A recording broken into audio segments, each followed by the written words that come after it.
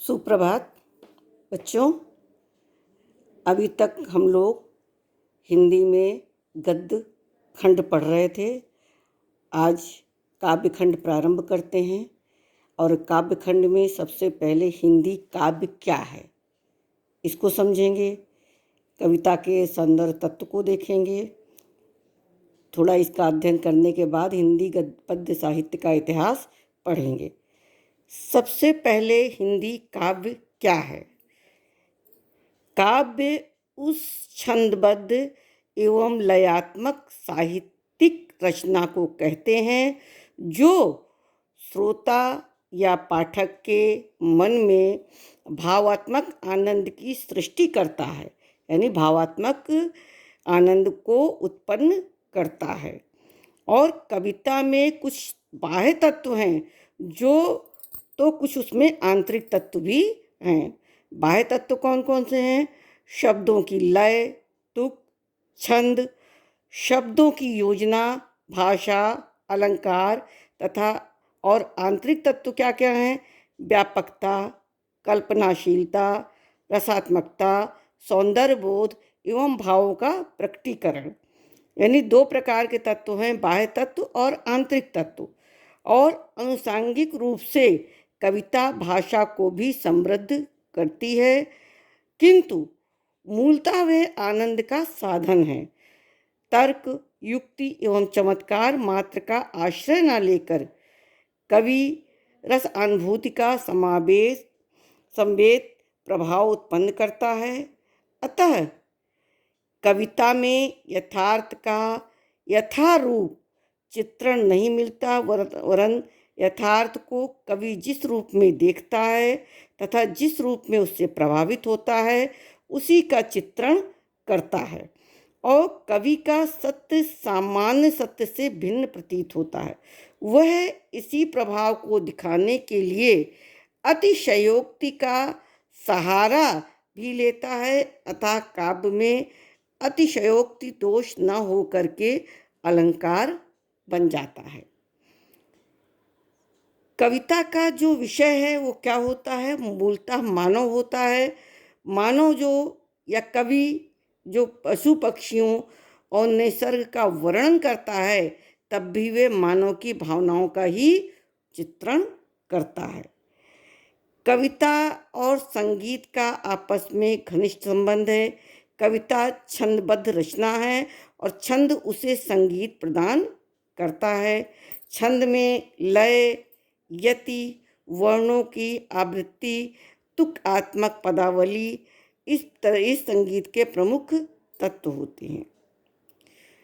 ये सादृश्य प्रधान भी होती है, कविता भाव प्रधान भी होती है और अपने भावों को पाठक के हृदय में तक पहुंचाने के लिए कवि जो होता है वर्ण विषयों के सदृश अन्य वस्तु व्यापार प्रस्तुत करता है। जैसे कमल के सदृश नेत्र, चंद्र सा मुख, सिंह के समान वीर, इस प्रकार से समानता भी रखता है।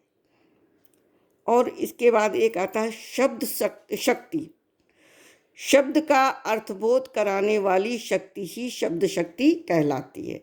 कविता में एक चीज होती है शब्द शक्ति, और शब्द का अर्थबोध कराने वाली जो शक्ति होती है उसे शब्द शक्ति कहते हैं।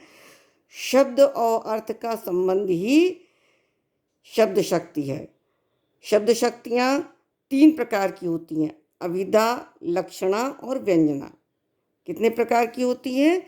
3 प्रकार की, अभिधा, व्यंजना और लक्षणा। अभिधा मुख्यार्थ का बोध कराता है। मुख्यार्थ से में बाधा होने पर लक्षणा का आश्रय लेना पड़ता है और अंत में व्यंजना में अर्थ मिलता है।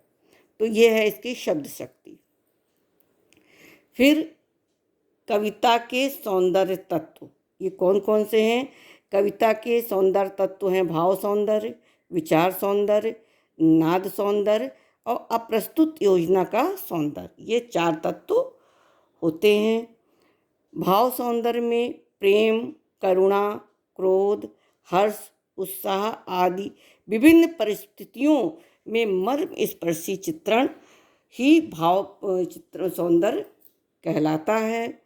और उसके बाद आता है विचार सौंदर्य।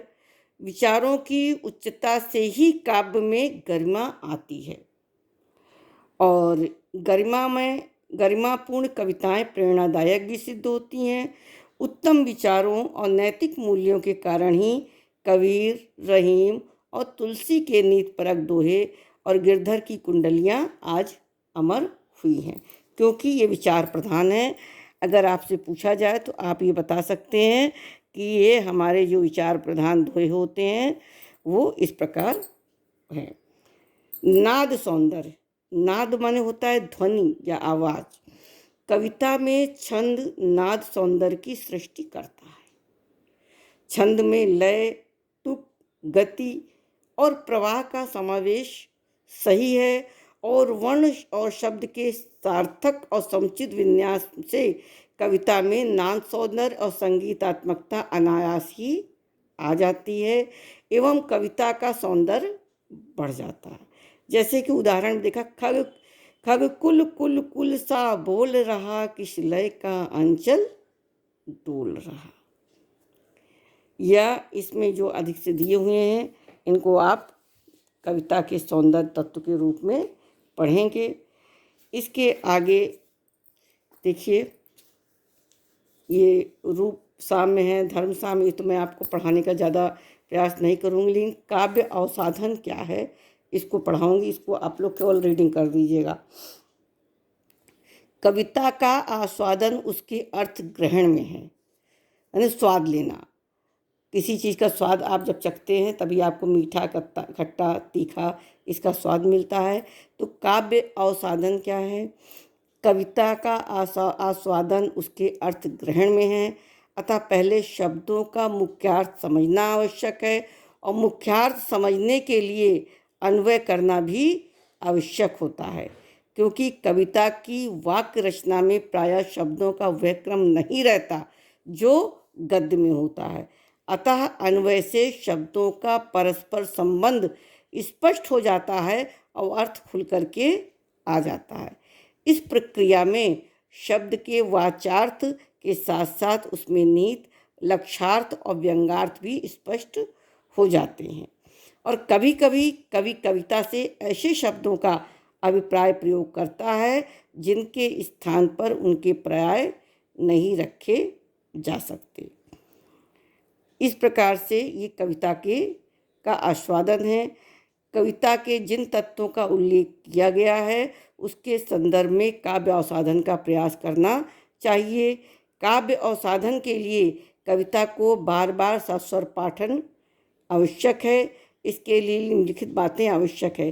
कविता के मूल भाव को समझकर अपने शब्दों में लिखना, रस, अलंकार, गुण, छंद आदि को समझकर कविता में इनकी उपयोगिता को हृदयंगम करना, अच्छे भाव वाले पदों को कंठस्थ करना और उनका सस्वर पाठ करना। ठीक, इसके बाद काव्य का भेद आता है। काव्य दो प्रकार का होता है, श्रव्य काव्य और दृश्य काव्य। श्रव्य काव्य वह है जो कानों में सुना जाता, श्रव्य माने सुनना, और दृश्य काव्य वह है जो अभिनय के माध्यम से देखा और सुना जाता है, जैसे नाटक और एकांकी, ये देखे और सुने जाते हैं। श्रव्य काव्य के भी दो भेद हैं, प्रबंध काव्य और मुक्तक काव्य। क्योंकि हम लोग कविता पढ़ रहे हैं इसलिए श्रव्य काव्य ही पढ़ेंगे। प्रबंध काव्य के अंतर्गत महाकाव्य, खंड काव्य और आख्यान गीतियाँ आती हैं। मुक्तक काव्य में के भी दो भेद हैं, पाठ मुक्तक और गेह मुक्तक। तो प्रबंध काव्य और मुक्तक काव्य, प्रबंध काव्य में आपके महाकाव्य, खंड काव्य और गीता आख्यानात्मक गीतियाँ आती हैं, और मुक्तक काव्य में पाठ मुक्तक और गेह मुक्तक आता है। अब सबसे पहले हम प्रबंध काव्य को समझेंगे और उसके बाद मुक्तक काव्य को समझेंगे। प्रबंध काव्य में सबसे पहला हमारा है महाकाव्य। महाकाव्य किसे कहते हैं? हमारे प्राचीन आचार्यों के अनुसार महाकाव्य में जीवन का व्यापक रूप से चित्रण होता है और इसकी कथा इतिहास प्रसिद्ध होती है। इसका नायक उदात्त और महान चरित्र वाला होता है। इसमें वीर, श्रृंगार और शांत रस में से कोई एक रस प्रधान और शेष रस गौण होते हैं। महाकाव्य सर्गबद्ध होता है, इसमें कम से कम 8 सर्ग होना चाहिए। महाकाव्य की कथा में धारावाहिकता तथा हृदय को भाव विभोर करने वाले मार्मिक प्रसंगों का समावेश होता है। और आधुनिक युग में महाकाव्यों के प्राचीन प्रतिमानों में परिवर्तन हुआ है। इतिहास के स्थान पर मानव जीवन में कोई भी घटना, कोई भी समस्या इसका विषय हो सकती है। महान पुरुषों के स्थान पर समाज का कोई भी व्यक्ति इसका नायक हो सकता है, परंतु उस पात्र में विशेष क्षमताओं का होना अनिवार्य है। हिंदी में जो कुछ महाकाव्य प्रसिद्ध हुए हैं उसमें पद्मावत, रामचरितमानस, साकेत, प्रियप्रवास, कामायनी, उर्वशी, लोकायतन। पद्मावत जयसी का है, रामचरितमानस तुलसीदास का, साकेत मैथिली शरण गुप्त का, प्रियप्रवास हरिऔध का है, कामायनी जयशंकर प्रसाद का है, उर्वशी रामधारी सिंह दिनकर का और लोकायतन। खंड काव्य, सॉरी बच्चों, हो सकता है इसमें कि मैंने किसी लेखक कवि का नाम गलत बता दिया हो, तो इसको फिर से मैं आपको बता दूंगी। फिर खंड काव्य है। खंड काव्य में नायक के जीवन के व्यापक चित्रण के स्थान पर, ठीक है बच्चों, अब इसके बाद खंड काव्य और ये गीतिकाएँ हम आपको अगली कक्षा